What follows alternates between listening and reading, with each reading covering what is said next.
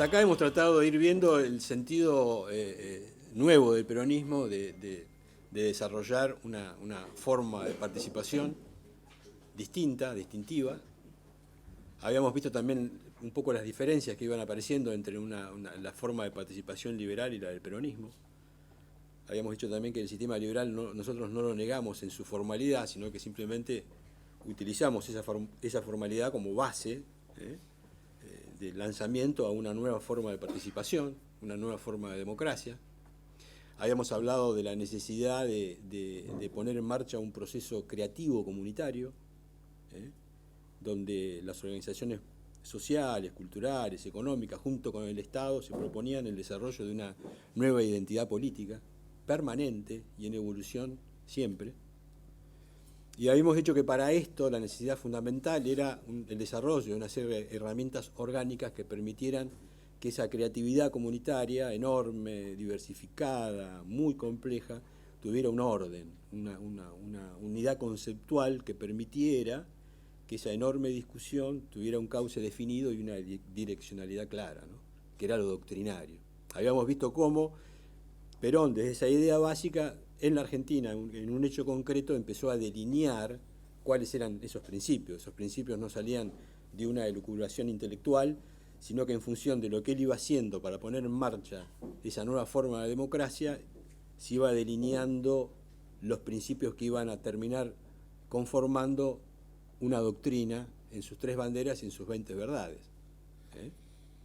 Y de alguna forma habíamos visto que la revolución había empezado a desarrollarse. Habíamos hablado también que el peronismo había logrado reconstruir el país, reconstruir el hombre, pero que no había podido lograr la institucionalidad nueva.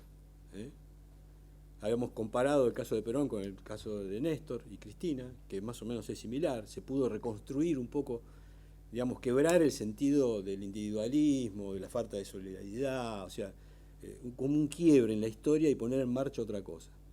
Pero ese poner en marcha no pudo, digamos, vencer la formalidad institucional de lo que queremos hacer desaparecer, sino que siempre navegamos dentro de las contradicciones que nos generaba la institucionalidad liberal. Habíamos hablado de que lo institucional había avanzado, que el desarrollo de estas nuevas formas de participación, de generar un debate comunitario amplio, creativo, masivo, necesitaba primero despertar al hombre. O sea, lo primero es decirle al hombre, mirá, vos no solamente tenés que hacer política a través de un representante, sino que vos como persona, y tampoco la política es un hecho solamente para la etapa electoral, sino que la política debe ser permanente.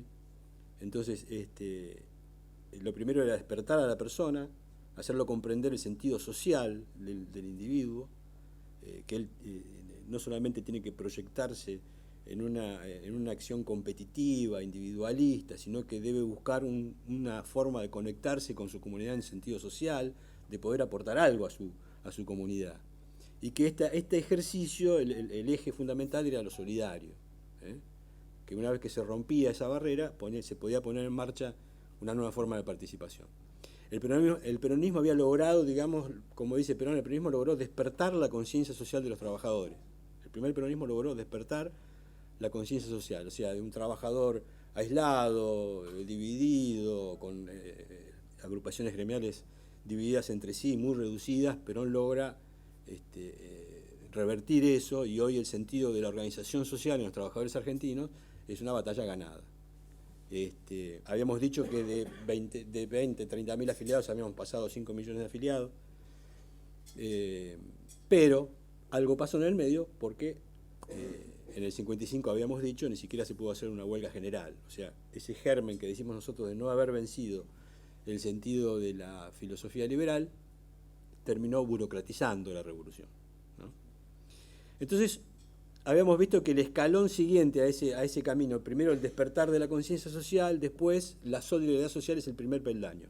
Y habíamos dicho que el peronismo eso lo había logrado, había desarrollado un sentido de necesidad de organización social para que los trabajadores puedan ser parte, ¿no?, de las definiciones de una comunidad moderna. Entonces, bueno, hoy vamos a tratar de ver concretamente qué sería esta nueva institucionalidad.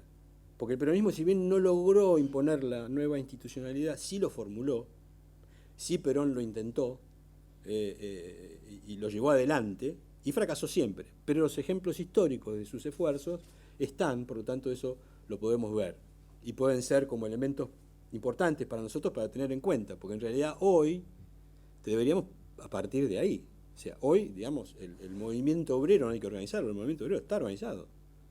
El movimiento obrero sigue siendo, para mí, el reaseguro todavía revolucionario de la nacionalidad argentina. Es donde más se reserva el sentido de lo nacional y de lo social. Entonces estamos en el horno. No. Estamos divididos, pero yo siempre digo, los que están divididos, a mí no me parece, no es que me parezcan bien, a mí me parece que es la realidad. O sea, vamos a estar tan divididos como proyectos dirigenciales hay para resolver este problema. Entonces, como esto está todavía en debate, el peronismo es una revolución que todavía no ha encontrado su cauce, tiene un pueblo que ha sido adoctrinado, un pueblo que ha transformado esa doctrina en una cultura, por eso todo el mundo quiere ser peronista de alguna forma, porque todo el mundo sabe que lo que no se puede ser es antiperonista, ¿no? Todo el mundo sabe que no se puede ser antiperonista en Argentina, por eso hasta este mamarracho ha tenido que inaugurar una estatua de Perón. Cuando digo mamarracho me refiero a Macri, ¿no? Por las dudas. No, porque no quiero ni nombrarlo. Estaba ahí también el que estaba con sí, él, había algunos. El movimiento obrero. Había algunos. Hay de todo. Pero esto se refiere a algo que es un debate que hay muchos proyectos, pero todas estas divisiones, que no son nuevas, cuando Perón vivía también había un montón de divisiones y varias CGT, siempre hubo muchas CGT, tienen que ver, digamos, con este debate permanente de cuál es la nueva institucionalidad, ¿no? Porque las dirigencias políticas lo que deben hacer es construir poder, eso es lo que corresponde. Entonces, bueno, y eso es un poco el sentido de este curso, dar una mirada, abrir el debate en ese sentido y tratar de dar herramientas para poder analizar eso, destrabarlo, debatirlo, discutirlo y en función de ese debate poder lograr la unidad. O sea, que haya cinco CGT. Y cinco. Es la expresión de distintas formas de ver la situación. A mí no me parece mal. A mí tampoco me asusta en lo más mínimo. Yo creo que es una cosa lógica. Si no, estaríamos en la revolución ya. Si hubiera una sola CGT, un solo proyecto, si todo estuviera claro, bueno, ya está, listo. No sería, para empezar, no sería Macri presidente, ¿no? Pero esto no es así. Entonces, de alguna forma, bueno. Vamos a empezar. Tenemos que hablar un poco de economía, que no hemos hablado todavía de economía. Nos quedó medio pendiente. Porque habíamos visto que el tema de la política liberal, el sentido del discurso liberal, ¿no? ¿Se acuerdan del tema de la igualdad, de la fraternidad?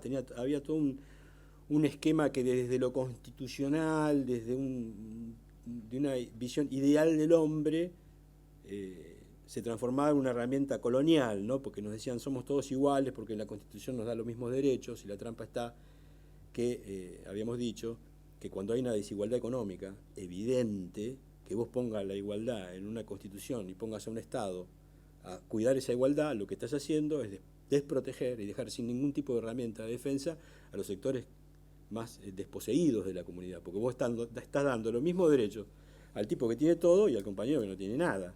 Y encima estás poniendo al Estado, por los liberales, ¿no? Encima ponen al Estado en una forma ausente, o sea que es la explotación, digamos, más feroz. Es el hombre como el lobo del hombre, ¿no? De alguna forma similar a la economía, habíamos dicho que había como un acuerdo, ¿no? De las clases oligárquicas con el imperialismo, donde las clases oligárquicas iban a ser liberales políticamente, para recibir el apoyo, que es lo que hace Macri, recibe el apoyo mundial, en función de ser liberal en lo político, para ser liberal en lo económico, que es lo que realmente les interesa a los imperialismos. Este es el canje, digamos. Yo te doy poder, te apoyo, siempre y cuando seas liberal en lo económico. Y en el tema económico esto es más o menos el mismo verso. O sea, nos quieren meter la idea de que la economía se rige por una serie de leyes de laboratorio, ¿no? Donde las cosas deben ser de una forma muy precisa para que sea lo correcto. En economía, no vamos a entrar en temas económicos, pero en economía hay una división así de manual, que es la microeconomía y la macroeconomía. En la microeconomía ustedes van a ver que van a estudiar porque hay que estudiar los procesos económicos, cómo se forma el dinero, en fin, los impuestos, todo. Entonces, cuando uno estudia el sentido de todos esos procesos, obviamente necesita hacer en una especie de laboratorio, porque no se puede llevar a la realidad, sino que para estudiarlo se analizan dentro de una especie de laboratorio para ver cómo funcionan las cosas, en un marco ideal, ¿no? Después, la macroeconomía es lo que te lleva a eso, a la realidad. La macroeconomía es la realidad real. O sea que, ¿cuál es el verso que nos quieren presentar? Nosotros tenemos una economía que se tiene que desarrollar. ¿Eh? O sea, si nosotros queremos realmente prosperar como país, que cada compañero, que cada obrero gane lo que realmente necesita para vivir, necesitamos producir, mejorar el valor agregado de lo que creamos, de lo que construimos, de lo que producimos, para que podamos repartir. O sea, no, la riqueza no viene de nada, la riqueza hay que construirla. Entonces, construir la riqueza es mejorar nuestra economía, profundizarla, poner valor agregado, que es industrializar el país. O sea, nosotros necesitamos un proceso de industrialización para fortalecer nuestra economía y poder repartir mejor. Ahora, este proceso es muy costoso y muy largo. No es fácil industrializar un país. Entonces los dos procesos, más o menos, el de Néstor y el de Perón, fueron más o menos iguales. ¿De qué forma vos podés industrializar un país? Y bueno, en ambos casos lo que se hizo, bueno, primero fortalezcamos el mercado interno. Que la gente primero gaste. Para empezar, que gastemos. Que haya un mercado interno, un alto consumo, y después cuando vos tenés un alto consumo, seguramente vas a estar, como las cosas no se hacen acá, vas a estar importando cosas para abastecer ese consumo. Una vez que tenés el consumo, después de las importaciones que vos hacés, empezás a sustituir. Y generar, empezar a hacer las cosas acá. Esto es un proceso obviamente muy lento, muy costoso, hay que construir industrias, hay que generar empresarios con conciencia, ¿no? Este proceso alguien lo tiene que pagar, es así, no hay otra forma. Y por supuesto, cuando vos pones en marcha un proceso de estas características, no es un proceso armónico, de laboratorio, es un proceso que genera lo que en economía se llama, bueno, una cosa. Por ejemplo, todos los procesos de crecimiento industrial en general son todos inflacionarios. O sea, no hay forma. Hasta que vos lográs la armonía sería que una vez que tenés una industria desarrollada, hay competitividad, ahí empieza una armonía equilibrada que cada vez se equilibra a sí mismo. Pero primero tenés que desarrollarlo, y eso siempre tiene un costo. Entonces, cuando vos ponés en marcha esto, tenés que asumir que hay un proceso de transformaciones que hay que ir manejando. Por eso el peronismo dice que para nosotros la economía se rige en función de lo político. O sea, para el peronismo no hay problema con la inflación, no hay problema con la deflación y no hay problema con los equilibrios armónicos. O sea que nosotros podemos pasar por distintos procesos. Lo único que nos interesa es que eso esté al servicio, que la economía está al servicio de un proyecto político concreto. Nos asusta, me dice, esto se va al demonio, porque viene la inflación, ¿viste? Lo que le hacían a Cristina el último año. ¿Se acuerdan de ese fin de año? Que anunciaban que todo se iba al demonio. ¿Se acuerdan? Que ahora a fin de año vienen los saqueos y esto y lo otro, hicieron una bambulla como siempre, no fue la primera, pero me acuerdo de esa. ¿Y qué pasó? Y había inflación, y había problemas, porque por supuesto todas las economías tienen problemas. ¿Pasó algo? No. La gente se fue de vacaciones, compró, consumió. Yo siempre pongo un ejemplo para entender esto, que es el tema de las guerras. Si fuera real, que todo debería, que para que funcionen las cosas, todo tendría que respetar una serie de leyes secretas que manejan los economistas, cuando una nación entra en guerra, donde se trastocan absolutamente todas las estructuras sociales y económicas, se genera como un quiebre profundísimo. De hecho, no tenés mano de obra porque van todos al frente. Tienen que ir las mujeres a la fábrica, no hay insumos, porque el cobre, tenés que construir armamentos. O sea, hay unas modificaciones tremendas que uno debería suponer que esa nación entraría en una crisis económica galopante, porque vos estás trastocando todo. No hay una sola nación del mundo que entre en una guerra y que haya tenido problemas de desarmonía económica. ¿Por qué? Porque todo el pueblo, toda esa nación tenía el compromiso de ir a una guerra. Había problemas económicos, pero no había crisis económica. Había problemas económicos, no había que comer, había un montón de problemas. Pero no había crisis económica, en el sentido de que la gente iba, a buscar los fondos al banco, corridas y demás. Esto significa que en realidad el control de todas las cosas es económico. Entonces el verso del liberalismo es cuidado con las recetas, ¿no? Y nosotros lo que tenemos que hacer es vencer eso recuperando el sentido de lo político. El primer gobierno de Perón tuvo todas las etapas económicas. Una etapa expansionista con un economista, Miranda, que fue el que generó el mercado de consumo, inflacionario y demás. En el medio tuvimos un plan de ajuste, como los planes de ajustes ortodoxos, porque hubo sequías, hubo problemas, entonces hubo que ajustar. Y el segundo gobierno fue ortodoxo, fue de control, Gómez Morales. O sea que, digo esto porque nosotros no es que estamos siempre en la expansión, no, a veces la economía no siempre es igual ni puede ser igual, hay etapas, pero siempre controlada desde lo político. Entonces, para el peronismo hay momentos económicos. Momentos económicos. Vuelvo a repetir, pueden ser inflacionarios, pueden ser deflacionarios, pueden ser... Lo ideal es un equilibrio armónico, eso es lo ideal. Pero no el equilibrio estático que propone el liberalismo, que en realidad es una trampa política, para someterte. Porque en realidad detrás de eso lo que están haciendo es, lo que hace Macri ahora, liberar el mercado.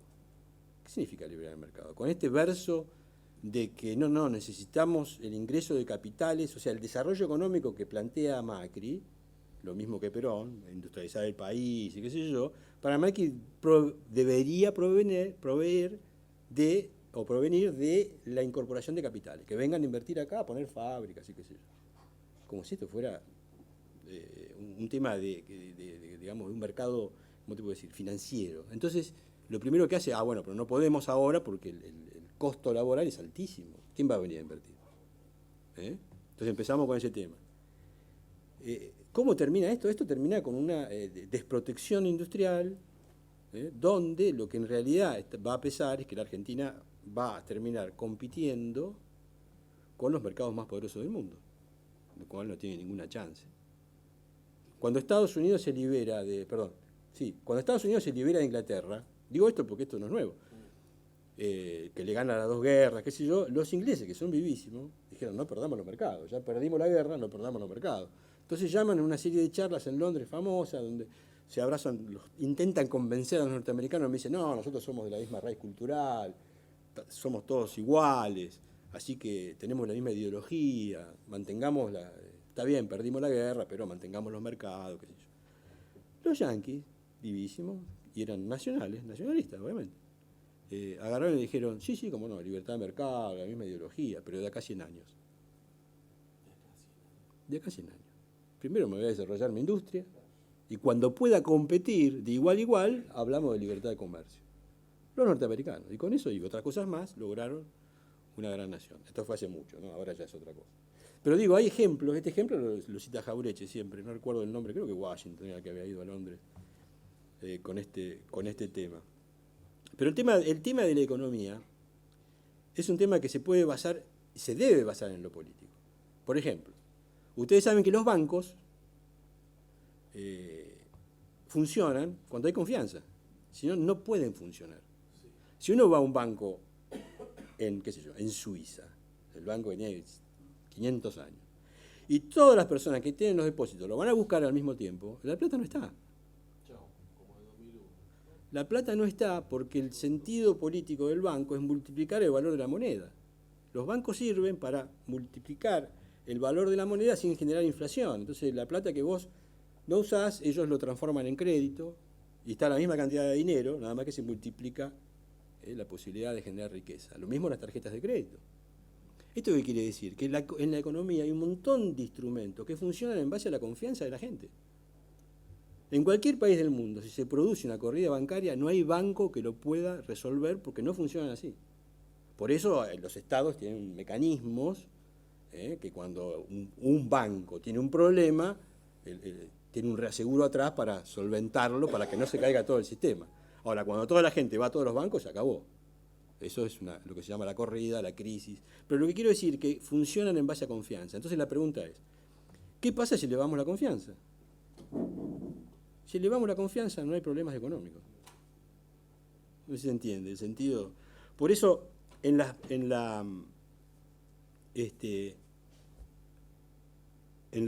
bandera de la justicia social, ¿Se acuerdan? Hablamos de elevar la cultura social como herramienta política, dignificar el trabajo y humanizar el capital. ¿Qué es humanizar el capital? Es esto. Humanizar el capital es elevar la conciencia política de que la economía es un instrumento al servicio político del pueblo, o debería serlo. O sea que si nosotros queremos, para hacerla, si el pueblo quiere tener una inflación del 30%, la va a tener y no va a haber ningún problema en la economía.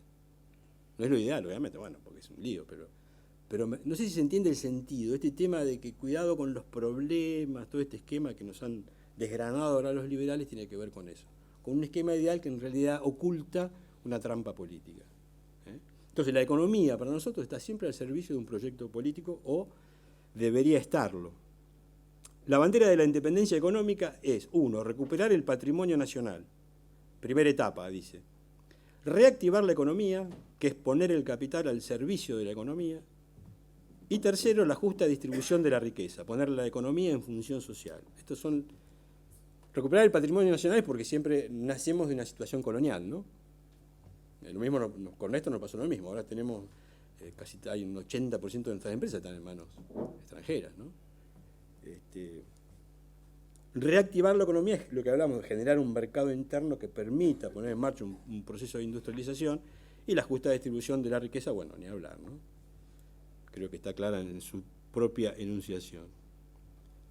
Entonces, la bandera de la independencia económica tiene que ver con esta visión de lo económico que está al servicio de lo político. ¿Está bien? Más o menos como...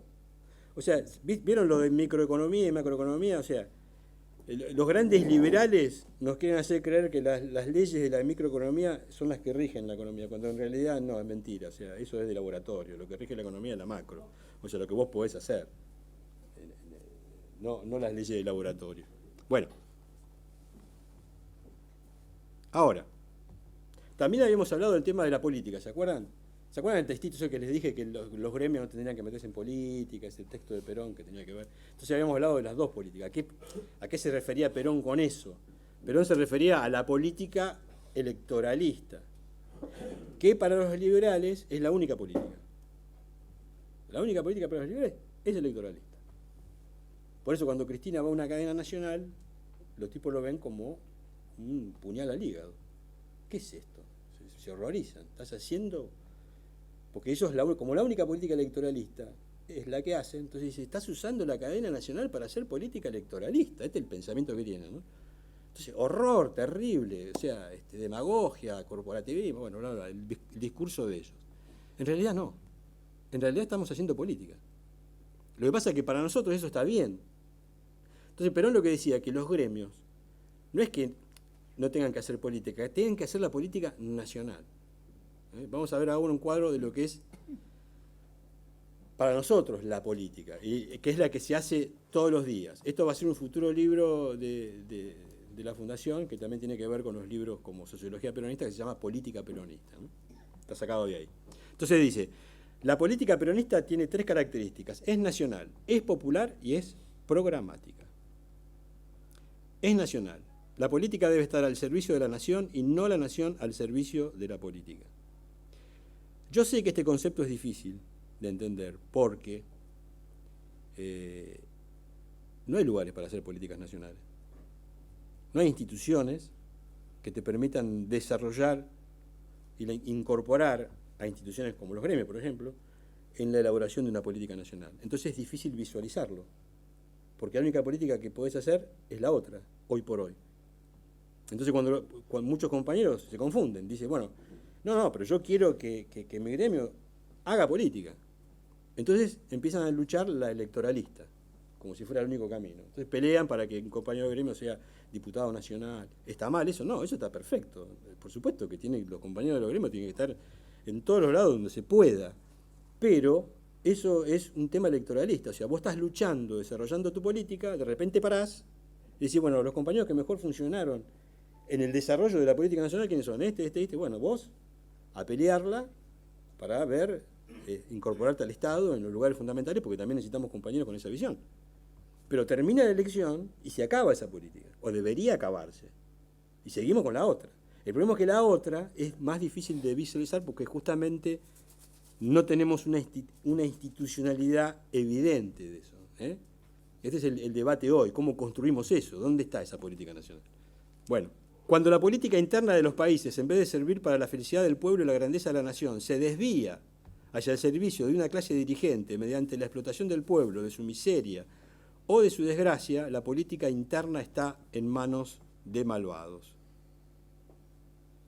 Nada repugna más al peronismo que la denominada política de círculos, por la cual un grupo privilegiado y cerrado de personas se abrogan la facultad de decidir por sí y ante sí los destinos del pueblo. Porque es popular. Esa pequeña y mezquina política se basa en combinaciones, maniobras y deseos de reducidos grupos que mediante la formación de trenzas pretenden sustituir la expresión libre y directa de la voluntad popular. El peronismo es esencialmente popular, todo círculo es antipopular y por lo tanto no es peronista. La acción política no se reduce a la lucha por la conquista del poder. Su centro de gravedad reside más bien en el ejercicio del poder. Esta frase es muy importante. La lucha no es la conquista del poder, sino el ejercicio del poder. Entonces vuelvo a preguntar, ¿existen ámbitos donde las instituciones puedan realizar ejercicio de poder político hoy? No. Entonces, digo, para ubicarnos cómo estamos, ¿no? Y qué es lo que deberíamos construir. Allí es donde una verdadera política, gobierno de la comunidad ordenado al bien común, de esta engendra y origina una serie de políticas que en cada sector de la vida comunitaria procuran ese bien. Política económica, política social, política cultural, política sanitaria, política financiera, etc. Nosotros decimos que institucionalizar un movimiento es generar los ámbitos orgánicos que permitan el debate institucional que genere las nuevas dirigencias. Institucionalizar un país es tener 10 Perón, digo, para hacerlo concreto. Es tener 10 Cristina, tener un nivel de dirigentes multiplicado donde los liderazgos sean permanentes. O sea, lo que hay que generar es un ámbito de debate orgánico que permita el crecimiento y la aparición de estos dirigentes políticos. El ámbito orgánico de la política liberal jamás lo va a permitir, porque es reducida, porque es electoralista. Solamente se discute cómo llegar al Estado. Y después el problema del Estado es un problema de cuadros del Estado, 40.000 personas. Nosotros necesitamos que los problemas del Estado sean de 2 millones de personas, discutidos institucionalmente por un amplio abanico. Por eso aparece acá la necesidad de política económica, política social. No hay una política, hay un montón de políticas. La idea es que en esta discusión política se vaya complejizando. Hay que hacer un ejercicio, es medio utópico, ¿no? Pero hay que hacer el ejercicio de cómo sería. De imaginárselo. Exactamente. Bueno, hasta acá estamos. Vamos a ver ahora un video, porque lo solidario ya empieza más en lo orgánico. Respecto de cuándo el peronismo pone en marcha y empieza a incentivar la aparición de estas organizaciones nacionales, empieza en el segundo plan quinquenal. Cuando lanza el segundo plan quinquenal, que Perón había tenido un desarrollo de la CGT muy importante, había logrado unificar la CGT con Evita y, ¿cómo se llama el compañero general? Espejo, que había logrado unificar, había muchas federaciones, había varias CGT, aparte había muchas federaciones, había todo un lío, finalmente logran una gran CGT. Perón da como finalizado una etapa, que es la etapa de la organización social, entonces pone en marcha, hace una convocatoria a las organizaciones libres del pueblo. Entonces dice, necesito que las organizaciones libres del pueblo empiecen, más allá de sus problemas sectorales, definir políticas nacionales. E intenta promover el segundo plan quinquenal provocado por estos organismos que deberían empezar a plantearse la necesidad de discutir otras cosas, no solamente lo sectorial. Y convoca a todo el pueblo. Y hace un consejo, hay cosas que han quedado, por ejemplo, porque el gobierno incentiva a todas las organizaciones sociales del país a que manden sus ideas. Este fue el primer lanzamiento, que es motorizado con la apertura de consejos económicos. Perón empieza a motorizar la necesidad de que aparezcan consejos económicos donde empresarios, trabajadores y el Estado debían empezar a dirimir políticas nacionales. Que no se logró porque de alguna forma se transformó en una extensión de la paritaria los consejos, ¿no? En vez de buscar el espíritu constructivo, tanto los empresarios como los trabajadores iban a pelearse. O sea, no sé si se entiende, no se había entendido el sentido, No ¿no? había una mirada estratégica. No había una mirada estratégica. Entonces todo el mundo seguía por las dudas. Yo la verdad que Mirando lo suyo. Exactamente. Digo, tampoco había un desarrollo empresario, nunca lo tuvimos, lamentablemente, de una burguesía consolidada en lo nacional. Entonces, bueno, era todo muy nuevito, todo Son los padres. ¿Eh? La burguesía nacional que son los padres. ¿Qué son los padres? Son los padres de la burguesía nacional. Claro. Famosa, que termina de aparecer. Que nunca termina de aparecer. Sí. Cada vez que está por aparecer le pegan un sopapo y lo mandan para adentro otra vez. Bueno, entonces vamos a ver, el segundo intento es el lanzamiento del modelo argentino. Ya estamos hablando de los 70, Perón para el exilio, qué sé yo. No se entiende todo esto que dice Perón, nadie entiende nada. A nivel dirigencial, el pueblo sí entiende porque había sido dignificado. Entonces, sin especulaciones teóricas ni políticas, el pueblo sabe que el peronismo, por lo menos las clases humildes, las clases trabajadoras, saben que el peronismo es bueno. Y eso no hay duda. La dignificación provoca eso, no hay discusión, no es un tema ideológico. Perón y Evita es bueno. Uy, hablando de Evita, hoy es el 26 de julio, el aniversario del fallecimiento de Eva, ¿no? Eva tiene que ver con esto de la dignificación, porque la base ideológica del peronismo se basa en la dignificación humana del peronismo, que transforma, las clases humildes argentinas transforman a esa identidad en cultura. O sea, Perón dice, no, porque la doctrina y los principios, y los compañeros escuchan y dicen, bueno, ok. O sea, no hay una especulación de para qué sirve, el sentido de la autodeterminación. No. Hay primero una fe y después Claro, un entendimiento. Sí, entonces los compañeros humildes dicen masivamente, por eso Evita habla de vanguardia descamisada. No hay una vanguardia esclarecida, hay una vanguardia descamisada. Abajo se entiende. Por eso, igual que el 17 de octubre, abajo se entendió. Arriba tenemos que ver. Porque bueno, las revoluciones no son fáciles. Pero abajo se entendió. Entonces, y esto tiene que ver Evita, porque Evita, hablemos un poquito de Evita porque es lindo. Cuando Perón pone en marcha la revolución, entonces empieza a arreglar lo que el Estado puede arreglar, que son buenos sueldos, vacaciones, convenio colectivo, jubilaciones, todo eso el Estado lo empieza. Entonces hay parte de la población argentina que empieza a vivir mejor, pero quedan bolsones de pobreza, obviamente, después de semejante desastre de década infame, hay bolsones de pobreza que no tienen forma de subirse. No tienen forma, o sea, porque no tienen trabajo, porque están desclasados, porque quedaron colgados. Entonces, Perón le dice a Evita, vos resolveme este tema, que yo no puedo resolver, no puedo llegar con el Estado a esto. Entonces ella arma la fundación. Y lo que les quiero decir que Evita tiene que ver con esto, o sea, con la dignidad. Es como el sentido de la dignificación, por eso Evita era tan amada por la gente humilde, porque la gente intuye estas cosas. Son señales. Por ejemplo, los campeonatos Evita eran para chicos que no iban a la escuela. Después se transformó en otra cosa, pero al principio, de inclusión, claro, eran herramientas de inclusión. El pibe que no iba a la escuela, que no tenía forma de nada, campeonato Evita. Los iban a buscar, los llevaban. Así que bueno, digo, por eso cuando muere se genera un dolor pocas veces visto. Cuando Perón vuelve en 70, otra vez intenta poner en marcha este mismo mecanismo y utiliza otro método, porque van cambiando de acuerdo a las circunstancias. Cuando Perón vuelve en el 70 y pico, había quedado la constitución de los dictadores, ¿no? Entonces venía una reforma, era cantado que había que hacer una reforma.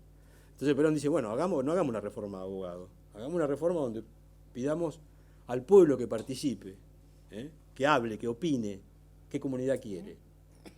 ¿Se imagina, no? ¿Qué comunidad quiere? Esto, si alguien me encuentra otra figura más revolucionaria que esta, que me la diga. No te está diciendo justicia, no, ¿qué comunidad querés? ¿Cómo la querés?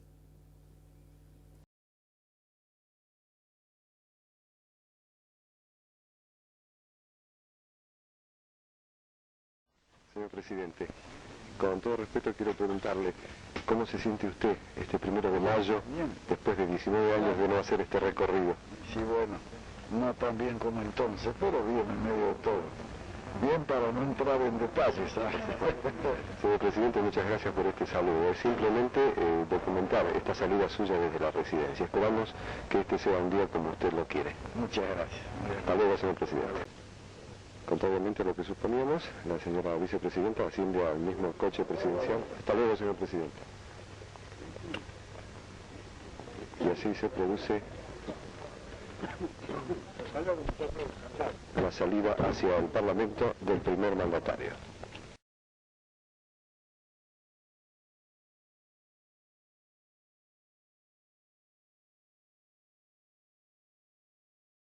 Son las 8:27. 1 de mayo de 1974, residencia presidencial de Olivos, 19 años que el primer mandatario, Teniente General Perón, no hacía este recorrido en un 1 de mayo para inaugurar la Asamblea, con la Asamblea Legislativa, un periodo de sesiones.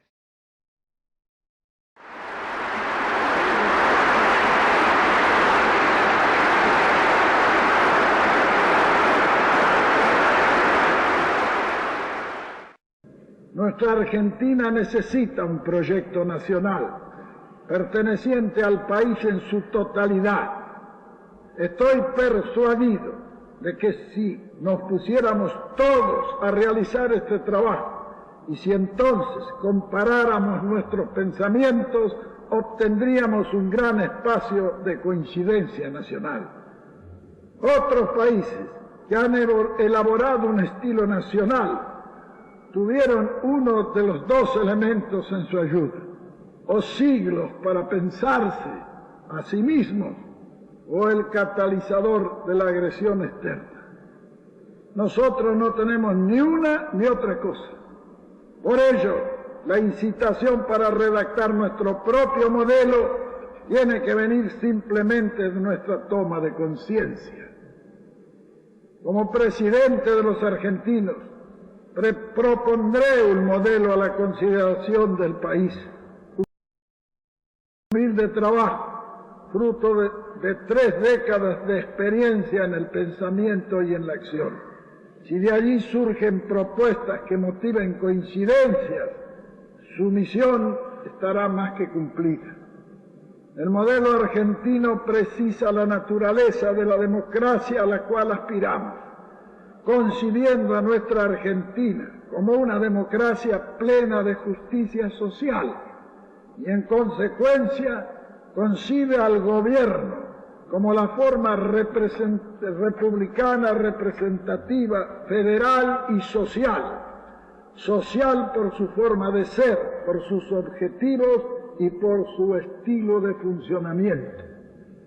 Definida así la naturaleza de la democracia a la cual se aspira, hay un solo camino para alcanzar: gobernar con planificación. Habremos también de proponer al país una reforma de la Constitución Nacional. Para ello estamos ya trabajando desde 2 vertientes. Por un lado, recogiendo las opiniones del país y por el otro, identificando las solicitaciones del modelo argentino. Quiero finalmente referirme a la participación dentro de nuestra democracia plena de justicia social. El ciudadano como tal se expresa a través de los partidos políticos, cuya eficiente funcionamiento ha dado a este recinto su capacidad de elaborar historia. Pero también el hombre se expresa a través de su condición de trabajador, de intelectual, de empresario, de militar, de sacerdote, etc. Tiene que participar en otro tipo de recinto, tal vez un consejo para el proyecto nacional, que habemos de crear enfocando su tarea solo hacia esa gran obra en la que todo el país tiene que empeñarse. Ningún partícipe de este consejo ha de ser un emisario que vaya a exponer la posición del Poder Ejecutivo o de cualquier otra autoridad que no sea el grupo social al que represente. Queremos además concretar nuestro pensamiento acerca de la forma de configurar las concepciones de cada grupo social y también de cada grupo político.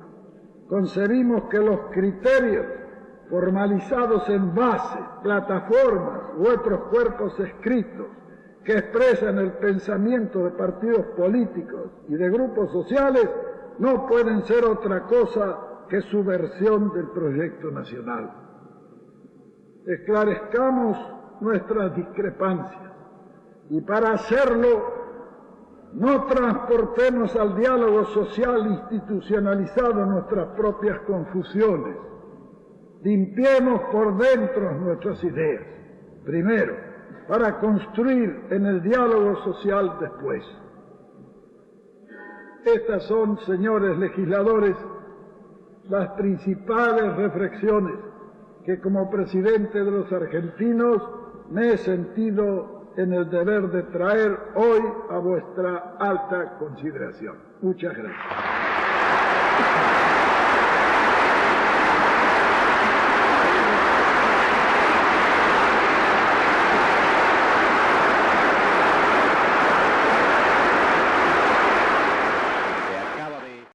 ¿Se acuerdan del tema de la solidaridad? Nosotros lo aplicábamos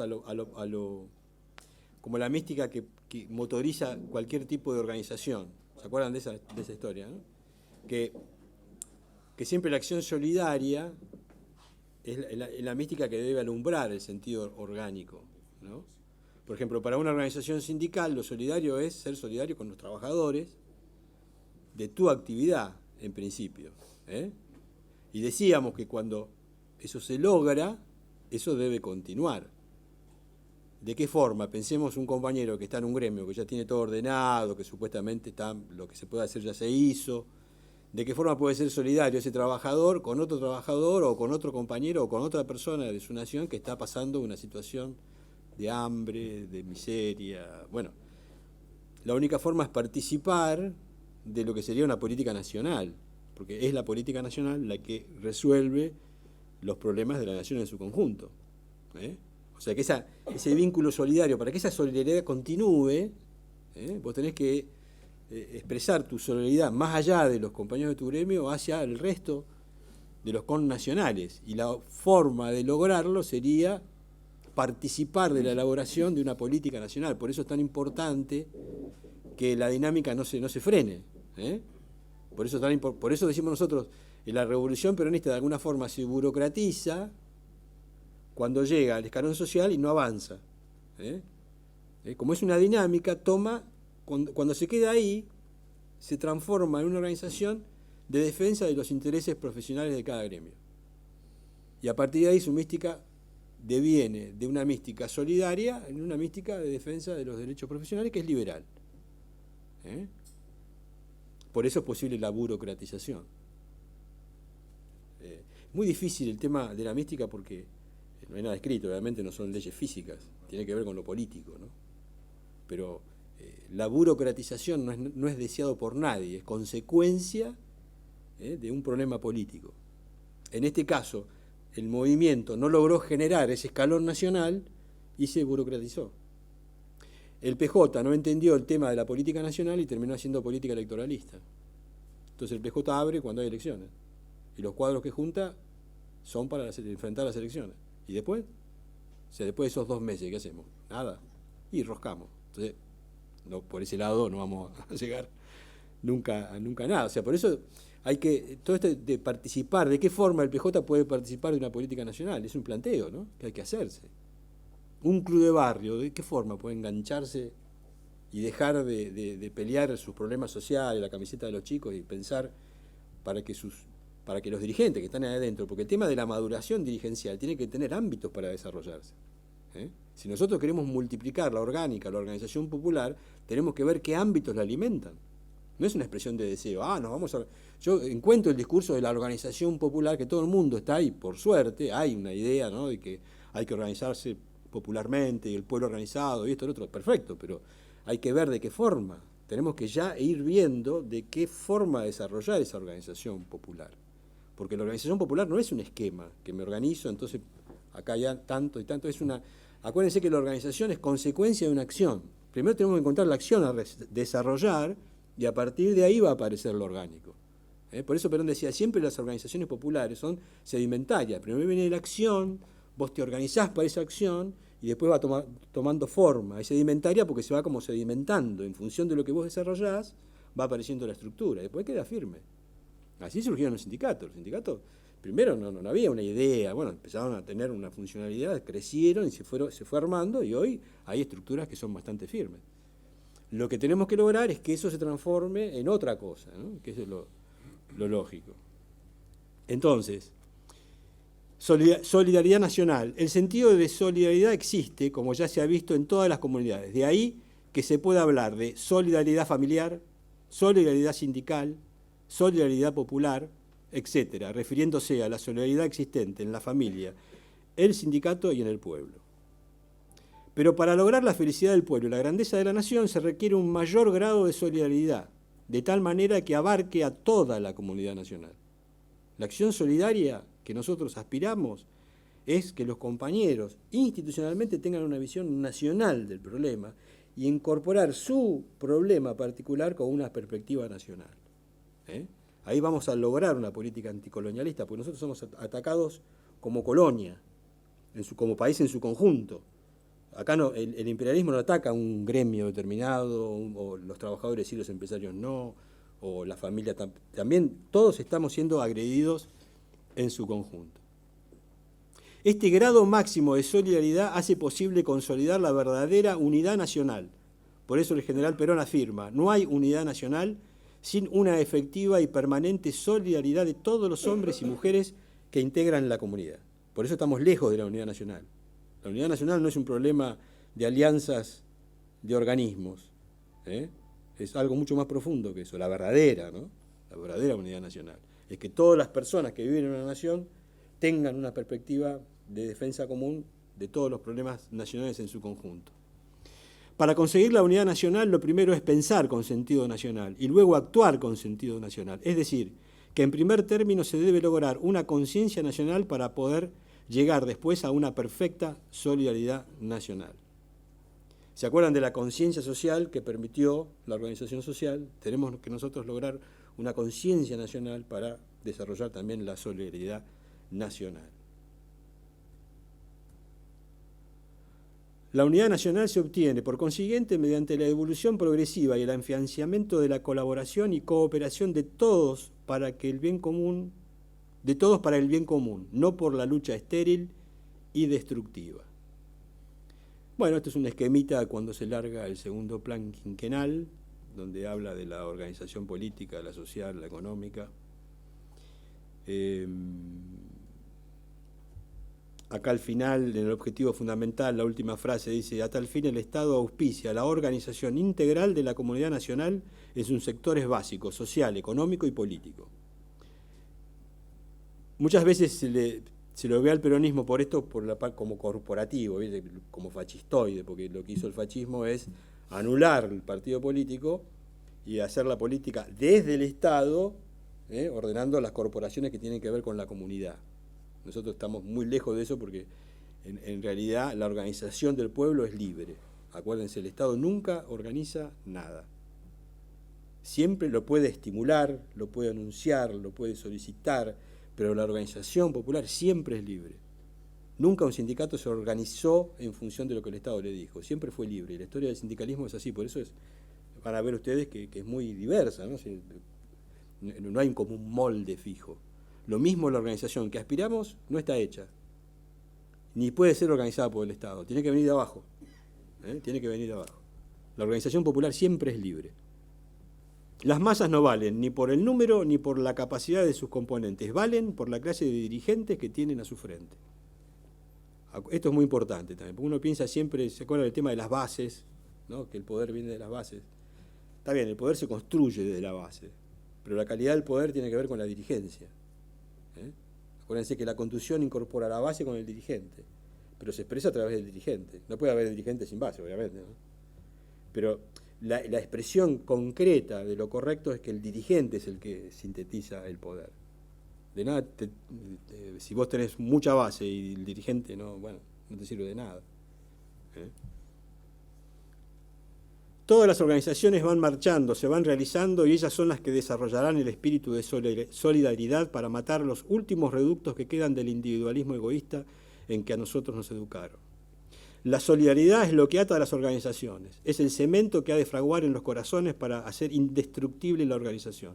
Esto hay que unirlo y se une solamente a base de sentimientos solidarios, que son los que transforman a la organización en una organización de derecho natural. Debemos tener en cuenta que una organización del pueblo es solo preponderantemente social, o económica, o política, o cultural, que ninguna de ellas es absolutamente y totalmente social o económica o política o cultural. Una política nacional no puede circunscribirse a una cosa específica, ¿no? La Confederación General del Trabajo, por ejemplo, es una organización preponderantemente social, pero puede considerar sin ningún inconveniente con la Confederación General Económica los problemas de la producción que son prevalentemente económicos. Nosotros aspiramos a que ellos se organicen, los trabajadores, no solamente para la defensa de sus intereses profesionales, porque si fuese así, la organización sería de un tipo eminentemente materialista, en la que uno solo le interesaría asociarse para la defensa de sus intereses materiales. Anhelamos formar organizaciones de un tipo superior. Esto es el modelo argentino, ¿no? Si allí finalizara nuestro propósito, no iríamos más allá de un lineamiento teórico y normativo de carácter general que no contemplaría la creciente complejidad de una comunidad orgánicamente constituida. Quiere decir que tal conjunto de verdades adquiere una fisonomía específica y diferente en los distintos ámbitos de la vida nacional, así como una proyección igualmente específica. O sea, lo que hay que comprender es que la actividad política, a medida que vos multiplicás los integrantes en el debate, se va haciendo cada vez más complejo. Nosotros aspiramos a que la política sea cada vez más compleja, porque una organización dinámica como un pueblo en marcha junto con el Estado requiere de una complejidad política que abarque la dinámica. O sea, la industria de la UOM va a trabajar específicamente sobre la problemática de organizar o ordenar la producción de la metalúrgica en el país. Eso en sí mismo va a tener una proyección, ¿no? y un grado de complejidad, junto con los empresarios y el Estado que tenga que ver en ese. Y cada grupo, por eso no hay una sola política, hay muchas políticas. La política económica, la política cultural, cada evento tiene que, esta es la idea, multiplicar la participación para que se multiplique lo político. Bueno,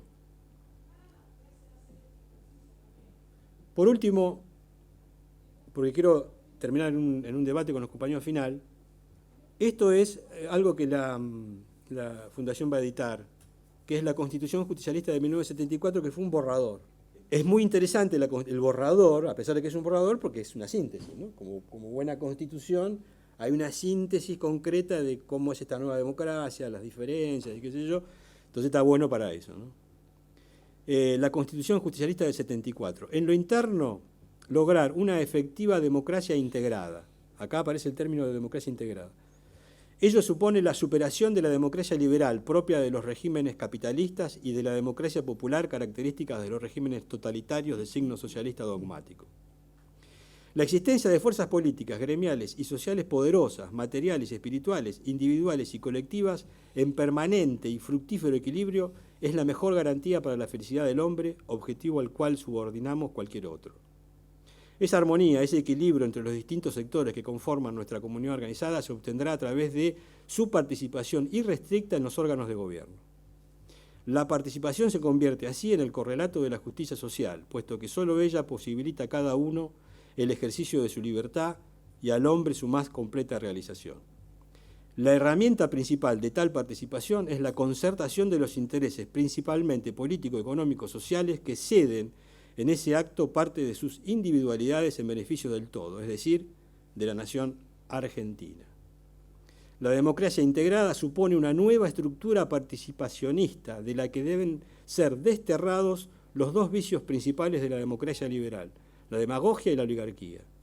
En este sentido, tanto los partidos políticos como los gremios que constituyen organizaciones naturales del pueblo estarán representados en la Constitución. Los primeros, a través del pluralismo político, expresan su voluntad por medio del sufragio universal, obligatorio y secreto. Los segundos, o sea, los gremios, acá se refiere a todo tipo de gremios, ¿no? De la parte económica, social, gremial, sindical, digo. Los segundos participarán en la consulta constitucional a través de los órganos que se determinan expresamente en este aporte. Y el aporte es la creación de consejos de Estado dependientes del Poder Ejecutivo, no del Poder Legislativo, del Poder Ejecutivo. O sea, la idea era concertar, armar consejos participativos de todos los gremios dependientes del Poder Ejecutivo de la Nación. O sea, el primer nivel de importancia, no legislativo, que es importante obviamente, pero para Perón, el tema de la organización popular tenía que estar en el primer nivel y resolviendo los grandes temas. Bueno, más o menos con esto cerraríamos la idea fundamental. Digo, la idea que yo quiero dar es que el peronismo está todo por hacerse, de alguna forma. Digo porque es importante, muchas veces en política, el tema de comprender estratégicamente lo que hay que construir ayuda muchísimo después a cómo hacer la política, a ubicarte, ¿no? Si vos tenés un colectivo y por una insuficiencia política pensás que un Fiat 600, ¿no? Calculás, no, este es un Fiat 600, en realidad es un colectivo. Y vos ves que es un Fiat 600 y te pones a trabajar para empujarlo, todo tu esfuerzo está fuera de, ¿no? Vos pensás que ya lo tenés y resulta que ni se mueve. En cambio, cuando lo estratégico lo tenés claro, sabés el timing, el esfuerzo que vas a tener que hacer y cómo ubicarte, entonces todo va a tener una armonía distinta. Entonces, la idea de este curso es tratar de dejar esta síntesis. El peronismo como revolución recién empieza, el peronismo todavía no logró romper la institucionalidad del liberalismo. Nosotros, ya ahora que tenemos un gobierno liberal, no tendríamos que solamente oponernos a una acción del gobierno solamente, que eso creo que lo hacemos bien, sino que además de eso debemos oponernos a un sistema de gobierno. La impugnación al liberalismo debería partir a través de ahí, un nuevo concepto de ciudadano, un nuevo concepto de organización política. Entonces debemos ganar la calle explicando esto. O sea, ellos tienen un concepto de ciudadano, que ya lo dijo Macri, la gente hace política solamente a través de sus representantes, las mujeres tienen que ir a ver la novela y no tanto discurso, y las instituciones solamente dedicarse a sus problemas profesionales, nada de hacer política. Entonces nosotros tenemos que ir sobre la corriente exactamente inversa. Es decir, no, para nosotros el hombre tiene que participar en política porque la trampa del colonialismo es impedir la elevación de la cultura social del pueblo. Acuérdense que nuestra unidad política solamente se logra si logramos vencer la forma participativa y que se nos permita participar, debatir, profundizar, crecer orgánicamente, crecer institucionalmente, crecer a nivel de dirigencia. Y es en ese camino que creo yo que se va a lograr una unidad. Nosotros tenemos, para mí, un frente opositor que se incluya y se exteriorice como movimiento nacional, debe incorporar a esta oposición, a un gobierno, una impugnación en el sistema para poder incorporar a trabajadores, por ejemplo, a los trabajadores encontrar un lugar institucional que impugne la visión institucional de esta gente. Porque de esa forma se incorpora una lucha concreta, pues si no terminamos juntándonos para ver a quién metemos en la próxima rosca. Entonces el movimiento termina circunscribiéndose, ¿no?, a una actitud de carácter electoralista. Y yo pienso que debemos encontrar un camino de generar un frente de oposición que incluya también institucionalmente a todas las partes del movimiento nacional. Que una organización empresaria, por ejemplo, tenga un lugar y tenga algo para decir, aunque no esté peleando ni diputado ni nada por el estilo, sino que tenga una herramienta de lucha, pero para eso tenemos que salir a explicar la diferencia que los peronistas tienen entre una organización gremial de carácter liberal y una nacional, ¿no? A pesar, lo difícil está que, volvemos a decir, esto nunca se hizo, por lo tanto no hay referencias claras, pero en el peronismo tenemos los elementos necesarios como para poder empezar a hilar ese camino. Esa es la idea de este curso, buscar los elementos en la historia que han alumbrado esta idea. Así que bueno, voy a pasar el último video, que es el final del curso, para abrir el debate final. Este video que ustedes van a ver es un video de Perón en uno de sus traslados de la Quinta Presidencial hasta la Casa de Gobierno. Se filmó porque lo que pasaba era, ya van a ver, era muy raro, entonces un equipo decidió grabarlo. Ustedes van a ver lo que pasa cuando Perón... esto fue el último día del año, 30 de diciembre, creo, del 73, el último día del año.